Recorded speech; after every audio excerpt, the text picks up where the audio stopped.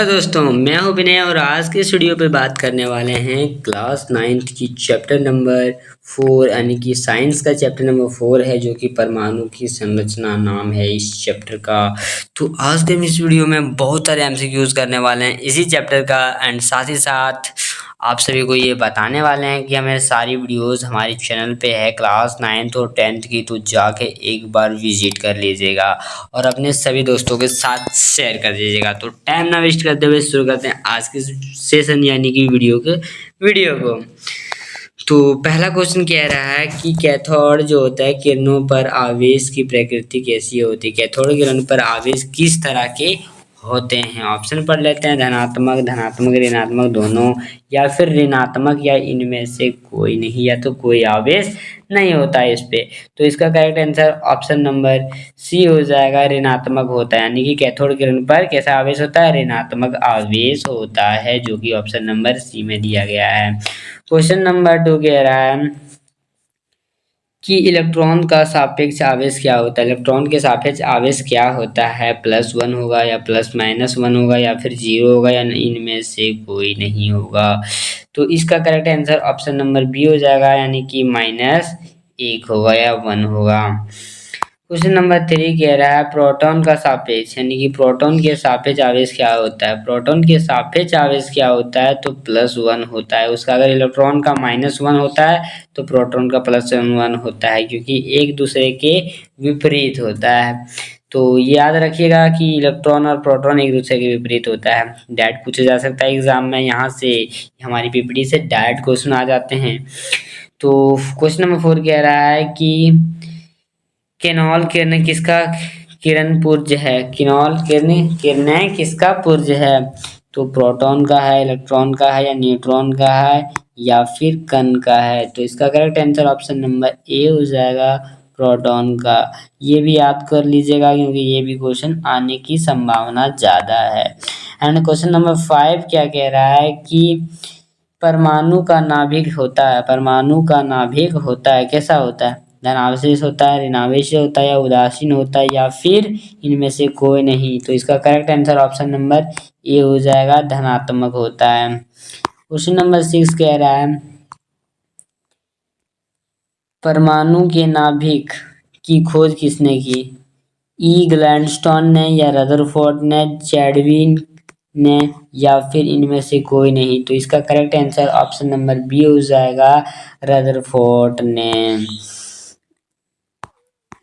Question number 7 क्या कह रहा है कि इलेक्ट्रॉन जो होते हैं, इलेक्ट्रॉन का आविष्कार किसने किया। ई ग्लैडस्टोन ने, या जे थॉमसन ने, या फिर चैडविक ने, या फिर इनमें से कोई नहीं। तो इसका correct answer option number B हो जाएगा, जे थॉमसन ने। यानी कि इलेक्ट्रॉन का आविष्कारक। ये भी क्वेश्चन आपके बोर्ड एग्जाम में डायरेक्ट पूछे जा सकते हैं। तो ये सब क्वेश्चन सारे इंपॉर्टेंट क्वेश्चन है। और अभी तक वीडियो को लाइक नहीं किया तो जल्दी से लाइक कर दीजिए और जल्दी से सभी दोस्तों के साथ अपना शेयर कर दीजिए। प्रोटॉन प्रोटॉन का आविष्कार किसने किया था। यानी कि जे थॉमसन ने, या ग्लैडस्टोन ने, या चैडविक ने, या फिर अल्टरनेट रदरफोर्ड ने। तो इसका correct answer option number B हो जाएगा, ग्लैडस्टोन ने किया था। ठीक है। एंड क्वेश्चन नंबर 9 कह रहा है कैथोड कैथोड से निकलने वाले ऋणात्मक आवेशित कण जो होते हैं को क्या कहते हैं। एक कहते हैं, एक क्या कहते हैं, इलेक्ट्रॉन्स कहते हैं, प्रोटॉन्स कहते हैं, या फिर क्या कहते हैं, पंजीहोन कहते हैं, या फिर न्यूट्रॉन कहते हैं। तो इसका correct answer option number A हो जाएगा, इलेक्ट्रॉन कहते हैं। अगर ये चैप्टर आप अच्छे से पढ़े होंगे तो सारी एमसीक्यूज का जवाब खुद आपको पता होगा, हर एक क्वेश्चन का जवाब आपको पता होगा अगर अच्छी तरह से पढ़ा होंगे तो। एंड न्यूट्रॉन की खोज किसने की। न्यूट्रॉन की खोज किसने की, जे थॉमसन ने, या फिर अल्टरनेस्ट रदरफोर्ड ने, या जे चैडविक ने। जेम्स चैडविक ने, इसका पूरा नाम जेम्स चैडविक है। एंड मिल्सा बर्न ने। तो इसका correct answer option number C हो जाएगा, जेम्स चैडविक ने किया था किसका, न्यूट्रॉन की खोज। क्वेश्चन नंबर 11 कह रहा है कि कैथोड किरणों को प्रभावित होती है। कैथोड किरणें प्रभावित होती है इलेक्ट्रॉन से, प्रोटॉन से, या फिर न्यूट्रॉन से, या परमाणुओं से। तो इसका करेक्ट आंसर ऑप्शन नंबर ये हो जाएगा, कैथोड किरणें इलेक्ट्रॉन से प्रभावित होती है। क्वेश्चन नंबर 12 क्या कह रहा है कि न्यूट्रॉन का सापेक्ष आवेश क्या होता है। न्यूट्रॉन के सापेक्ष आवेश क्या होता है, +1 होता है, -1 होता है, या फिर शून्य यानी कि 0 होता है, इनमें से कोई नहीं। तो correct answer option number C 0 हो जाएगा। न्यूट्रॉन के सापेक्ष आवेश 0 होता है यानी कि शून्य होता है। क्वेश्चन नंबर 13 कह रहा है इलेक्ट्रॉन का द्रव्यमान हाइड्रोजन परमाणु के द्रव्यमान के कितना गुना होता है, यानी कि इलेक्ट्रॉन का द्रव्यमान हाइड्रोजन परमाणु के कितने गुने हो जाता है। तो इसका 1/10 गुना, 1/100 गुना हो जाता है, 1/1000 या 1/200 या फिर 1/2000। तो 1/2000 इसका करेक्ट आंसर हो जाएगा।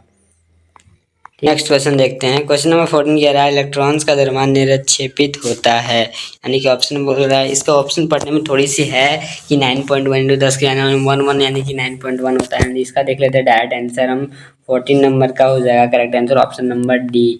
आपको ये एग्जैक्टली डाटा पूछ सकता है तो याद रखना है, यानी कि ये वाला डाटा देखिए 9.1 इस एक हटा भी सकता है। एंड 10 की घात -31 से ऊपर में 10 की घात -31 से ऊपर, ठीक है। तो ये डाटा डायरेक्ट पूछा जा सकता है एंड ये बहुत सारे एग्जाम में पूछ चुका है। तो पहले तो इसको डाटा को आपको याद रखना पड़ेगा। नेक्स्ट क्वेश्चन कह रहा है कि हाइड्रोजन परमाणु में कौन से कण नहीं होते। हाइड्रोजन में प्रोटॉन नहीं होते, इलेक्ट्रॉन नहीं होते, या फिर न्यूट्रॉन, या इनमें से कोई नहीं। तो इसका correct answer option number C हो जाएगा, न्यूट्रॉन नहीं होते, ठीक है, याद रख लीजिएगा। सभी क्वेश्चन इंपॉर्टेंस है तो VVI है तो कृपया याद कर लीजिएगा, एग्जाम में डायरेक्ट पूछे जा सकते हैं। एंड क्वेश्चन नंबर 16 कहता है परमाणु के नाभिक निम्न में से कौन से कण उपस्थित होते हैं। परमाणु के नाभिक में कौन से कण उपस्थित होते हैं। तो इसका करेक्ट आंसर प्रोटॉन और न्यूट्रॉन होता है। ये कि आपको डायरेक्ट पूछे जाना, ये वाला कुछ को 2000 कितना में पूछा गया क्वेश्चन है, ये डायरेक्ट क्वेश्चन पूछे जा सकते हैं। एंड क्वेश्चन नंबर 17 कह रहा है रदरफोर्ड का अल्प कण जो होते हैं प्रकीर्णन प्रयोग किसने खोज की। जो उत्तर आए थे परमाणु के अंदर ने, इलेक्ट्रॉन ने, या फिर न्यूट्रॉन ने, या प्रोटॉन ने। तो इसका करेक्ट आंसर ऑप्शन नंबर ये हो जाएगा, परमाणु के अंदर रदरफोर्ड के अल्फा कण के काफी बात कर रहा है इसमें, ठीक है। एंड क्वेश्चन नंबर 18 कह रहा है कि परमाणु का द्रव्यमान जो होते हैं संख्या निर्धारण करने वाला कण क्या होता है। Neutron, proton, electron, neutron, alpha कण, या फिर बीटा कण। ये ए कण नहीं है, बी कण नहीं है, अल्फा कण है और बीटा कण है, ठीक है। तो इसका करेक्ट आंसर ऑप्शन बी हो जाएगा, न्यूट्रॉन हो जाएगा। ये अल्फा बीटा कण था ऑप्शन में। चलिए 19 नंबर का क्वेश्चन देखते हैं। परमाणु के दूसरे कोष यानी कि L से अधिकतम कितने इलेक्ट्रॉन्स रह सकते हैं। तो ऑप्शन देख लेते हैं इनका। 2 रह सकते हैं, 6 रह सकते हैं, 8 या 18। तो इसका correct answer option number B यानी कि 6 रह सकते हैं। ये लास्ट क्वेश्चन है हमारे इस वीडियो का। एंड देखते हैं 20 नंबर का क्वेश्चन क्या कह रहा है कि कोष में इलेक्ट्रॉनों की अधिकतम संख्या होती है।